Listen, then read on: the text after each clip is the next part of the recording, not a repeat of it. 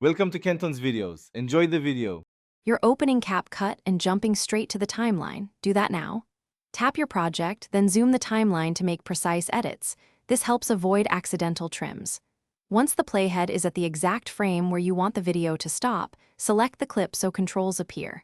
Make sure you're in edit mode. This is why precision matters. It prevents rough cuts and keeps audio synced. Now you're ready for the split and stop action in the next step. Once you've split the clip at the playhead, select the second segment. This isolates the portion you'll convert to a stop. Tap Freeze Frame or hold Frame from the Edit menu. It duplicates the chosen frame and extends it.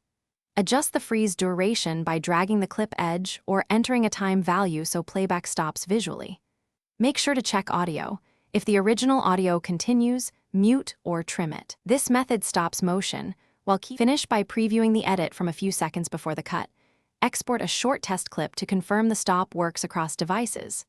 If audio continues past the frozen frame, split the audio track at the same point and mute or delete the trailing portion. This prevents ghost sound.